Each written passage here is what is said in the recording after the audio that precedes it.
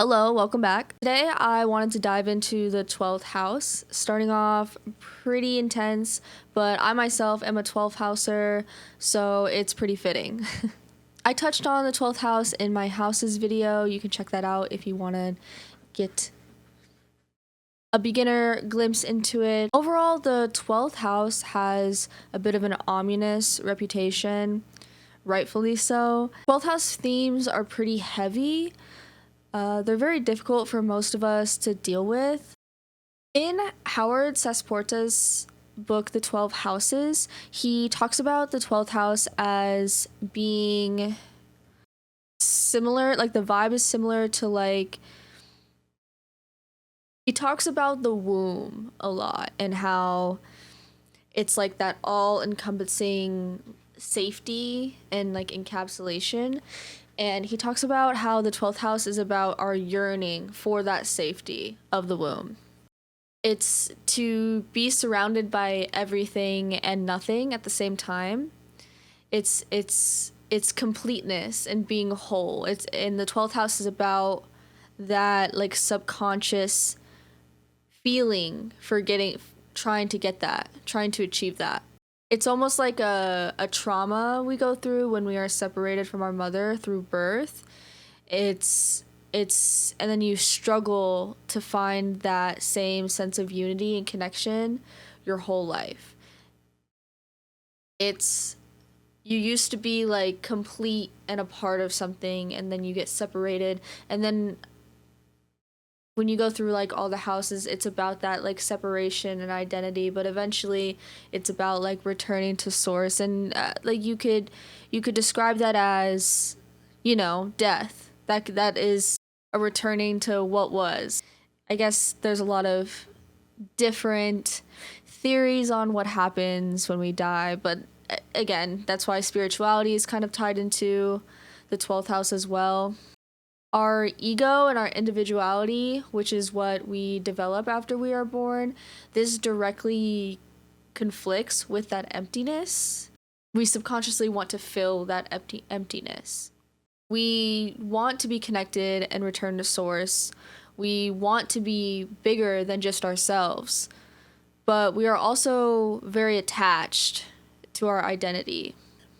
This internal struggle especially affects 12th house placements. Like if you have heavy 12th house placements or heavy, like very prominent planets in this house, love, sex, drugs, prayer, power, these are all common themes or things that are used to deal with this urge to be connected, or they're used to like blur boundaries.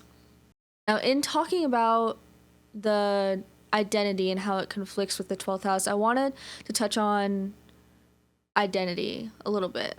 Most of the things we associate with our identity are external.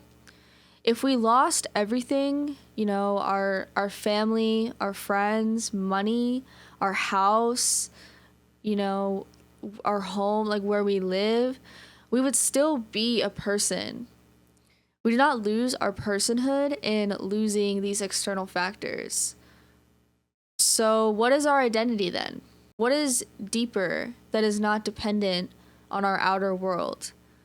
How much of our inner world is also dependent on our perception of our outer world? How much of our inner world is also dependent on our perception of the outer world? Does our identity change in losing these things? Or was that not even our identity in the first place? In the moment of losing everything, like all those things that I listed, in the moment of losing your family, friends, house, all your money, well, like what is your identity? How can it change immediately if identity takes time to develop? These are all questions that I have and I wonder about myself, because like for example, like if you're in a relationship, like you're a partner, if you have siblings, you're a sibling, you're a daughter, a son, a child, you're a parent, you are a CEO of a company, like all these like external things, but if you lost everything, like you're still a person is basically the point I was trying to make. But then like, I mean, I guess the question of who we are is something people go after entirely, but how do you like tangibly, I mean, I guess it's intangible, but like what is that identity then?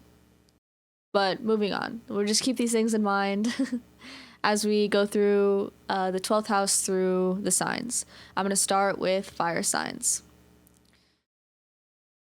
So if you have the 12th house in Aries, this brings an unpredictable nature when dealing with these themes. So the themes when I was talking about, like sex, money, drugs, power, like and then the struggle with identity when dealing with all these problems that the 12th house brings.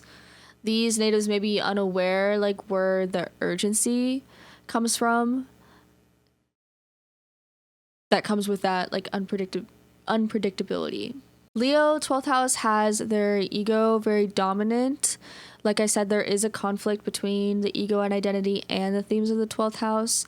They may not realize how they react to things or react to like when I'm talking about like the things that get brought up like with the 12th house.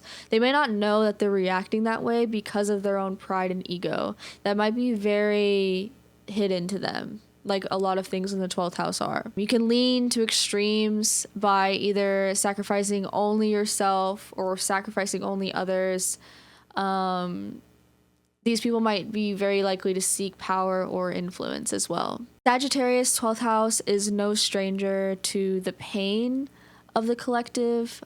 Like I said earlier, the 12th house is that collective feeling because you are wanting to return to what is all connected. So this is like how we like feel in tune with like the greater picture with like all people and stuff when I say the collective. But Sagittarius 12th house doesn't like to show that at all.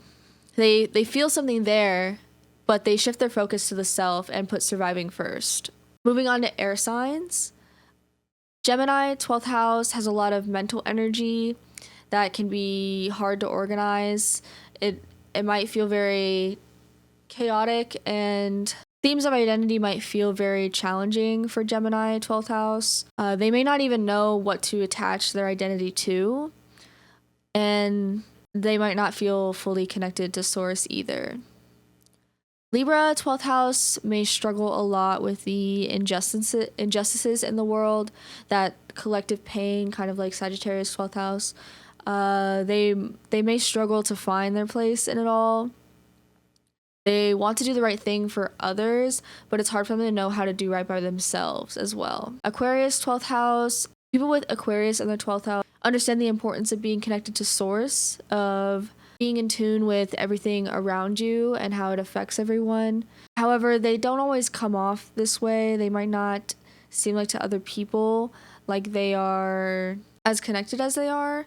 They still have that like aloofness factor. They may struggle to express what's going on when they are interacting with these themes, and they may be self-sacrificing because of this. On to water signs. Cancer 12th house has a lot of emotional energy to work through. You might be very attached to nostalgia, how things used to be, like maybe holding on to your identity from the past. These people might also tend to base their identity on others. I know I talked about earlier how everyone kind of does this, but this might be very, very prominent for Cancer 12th house. They may struggle to feel like they have an identity outside of those external factors. Scorpio 12th house brings a lot of doubt around the idea of a universal source. They want to believe in the universe, and when I say universe, this could also relate to any sort of religion or faith that you practice. I just say it's a little more universal. Like, they generally want to have faith, but they still have that skepticism, and they can kind of get beat down by life and they might lose their faith pretty easily. People with Pisces in their 12th house can be easily influenced by others, and they may have a changing identity. Their ways for coping with being away from source can vary a lot due to impulsivity, kind of similar to Aries 12th house. This energy is kind of inconsistent and hard to describe just because Pisces energy is so like changing anyway. And lastly, we have earth signs. So Taurus 12th house, those with Taurus in the 12th house may not be aware of their need for security.